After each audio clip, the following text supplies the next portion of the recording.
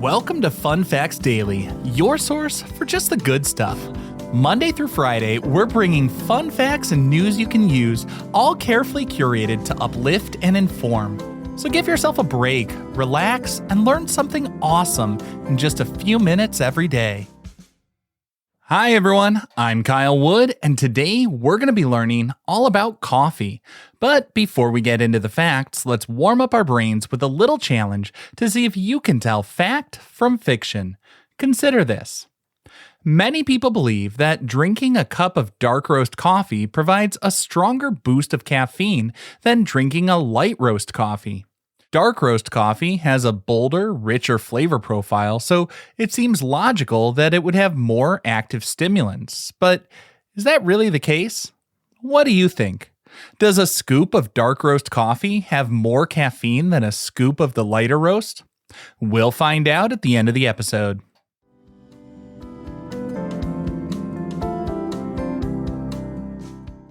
Now for your word of the day. Our word for today is caffeine. That's C-A-F-F-E-I-N-E. Caffeine is a stimulant belonging to the methylxanthine class of organic compounds. It's chemically designated as 1,3,7-trimethylxanthine. The German chemist Friedrich Ferdinand Runge first isolated the compound from coffee beans in 1819 after the poet Johann Wolfgang von Goethe gifted him a bag of Arabian mocha seeds for chemical analysis. The word caffeine came to English from the French term caffeine, which combines café, the French word for coffee, with the standard chemical suffix -ine, used to designate alkaloids. Caffeine is produced in over 60 different plant species because it acts as a natural pesticide that paralyzes and deters herbivorous insects. For us, caffeine mainly operates by blocking adenosine receptors in the brain. Adenosine binds to neural receptors throughout the day, slowing cell activity and signaling fatigue to promote sleep. Caffeine's molecular structure is similar to adenosine, so it binds to these same receptor sites and physically blocks real adenosine from attaching. This prevents the sensation of tiredness, increases neural firing, and prompts the adrenal glands to release adrenaline. Simultaneously, it raises circulating dopamine levels in key brain pathways, leading to heightened mental alertness and faster reaction times.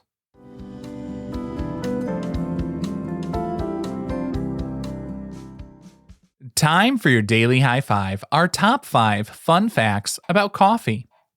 Number 1. Coffee beans aren't actually beans. They're seeds from inside the fruit of a flowering shrub. Coffee plants produce red or purple fruit commonly called coffee cherries, which grow along the branches of the Coffea plant. Each cherry typically contains 2 flat-sided seeds positioned face-to-face in the center of the pulp.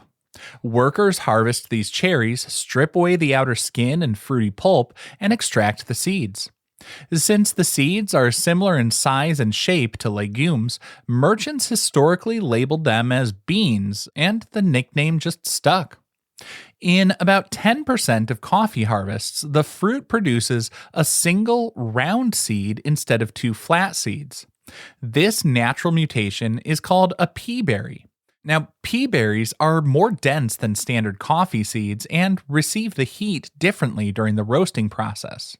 Many specialty coffee producers will hand sort these round seeds to sell them as a specialty product at a premium price. Number 2. Pretty much all coffee in the world grows in a narrow zone surrounding the equator known as the coffee belt. The Coffea plant requires specific environmental conditions like stable temperatures, regular rainfall, high altitude, and frost-free climates. These conditions can be found between 23 degrees north and 23 degrees south of the equator.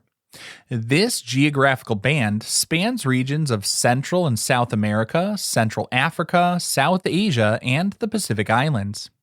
Outside of this tropical band, commercial coffee cultivation becomes virtually impossible due to freezing seasonal temperatures. Because land within the coffee belt is limited, agricultural scientists study climate shifts to try to protect these fragile equatorial growing ecosystems. In the US, Hawaii and Southern California are really the only states with the right climate and soil conditions to grow commercial coffee crops. Arabica trees flourish in the nutrient dense volcanic soil found in regions like Kona, Hawaii. Number 3. In the 16th century, religious officials wanted to ban coffee as the devil's brew until Pope Clement VIII endorsed it. When coffee first arrived in Western Europe from the Ottoman Empire during the late 1500s, local clergymen viewed the dark beverage with deep suspicion. Many religious leaders actually lobbied Pope Clement VIII to issue a formal ban on coffee, labeling it as a corrupting foreign influence. Before making a decree, the Pope requested a cup of coffee to taste for himself. He found the flavor and the stimulating effects delightful. Instead of banning coffee, Pope Clement VIII reportedly said it would be a pity to let non-Christians be the only ones enjoying it. He officially blessed the drink, granting full papal approval for Catholics across Europe to consume coffee without restriction. His endorsement helped coffee consumption spread rapidly across Europe, leading to the establishment of the first commercial public coffee houses in England, France, and Germany. Number 4. The world's first webcam was designed to monitor the level of a coffee pod at Cambridge University. In 1991, researchers working at the computer laboratory at the University of Cambridge set up a small gray camera pointing directly at a coffee machine. The lab had multiple research teams located on different floors, and researchers frequently walked long distances to the break room only to find the coffee pot completely empty. To eliminate unnecessary trips, computer scientists wrote a program that captured 3 images of the pot every minute. In 1993, when the internet became capable of displaying images, the researchers put the camera feed online. Users around the world tuned in to watch the live video feed of the Cambridge coffee pot, turning the simple appliance into an early internet milestone. The camera stayed online continuously for 10 years until the researchers finally retired the equipment and auctioned off the legendary coffee pot on eBay. It sold in 2001 for $11,500. And our 5th and final fun fact for today: textile manufacturers can actually spin recycled coffee grounds into odor-absorbing, fast-drying performance fabrics for athletic wear.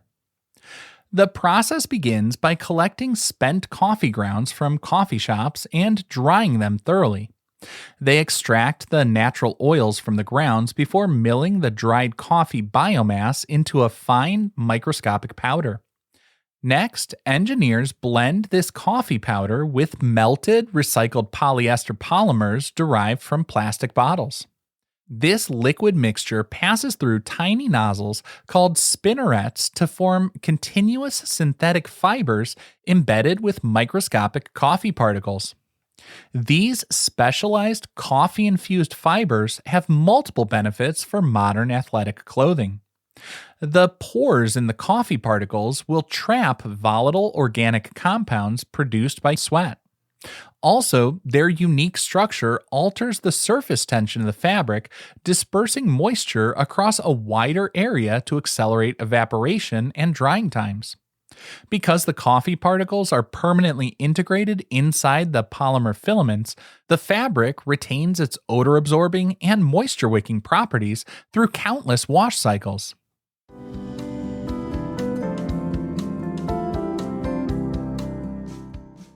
Now for some news you can use.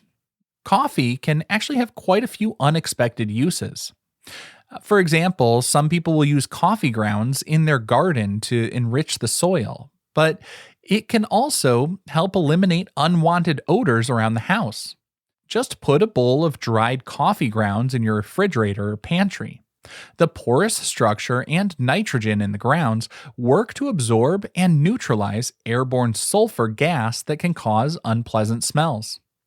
Now, I know you might be thinking baking soda can do the same thing, but baking soda primarily neutralizes acids, while coffee grounds can absorb a wider spectrum of organic compounds while leaving behind a mild, pleasant aroma.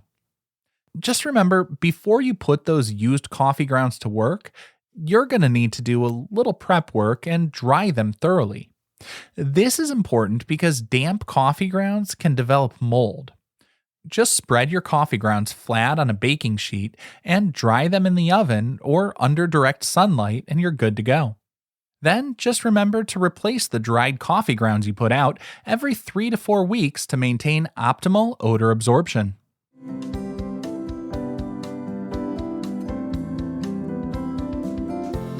And finally, the moment you've been waiting for.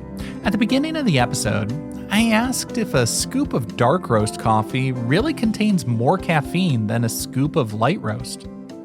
This one's a fallacy, at least if you're measuring by volume. Light roast coffee beans will actually contain slightly more caffeine by volume than dark roast beans. When coffee seeds undergo the roasting, high temperatures cause the water inside the bean to evaporate. The bean expands but loses weight. Since the dark roast beans swell larger during the roasting process, they occupy more space.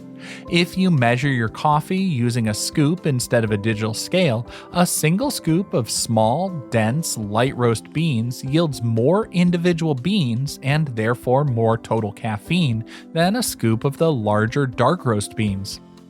Interestingly though, because caffeine is an extremely stable compound, it isn't really affected by the roasting process, and equal masses or weights of light and dark roast coffee beans will have the same amount of caffeine. Now, I hope you enjoyed learning a bit about coffee with me today, and be sure to tune in every weekday for even more fun facts. Fun Facts Daily is an Airwave Media podcast. It was written, recorded, mixed, and edited by me, Kyle Wood. Thanks for sharing a part of your day with me. Be sure to follow Fun Facts Daily on your favorite podcast app so you can keep the good stuff coming your way every day. And if you like the show, please do me a favor and leave a kind rating, review, or just tell your friends about it.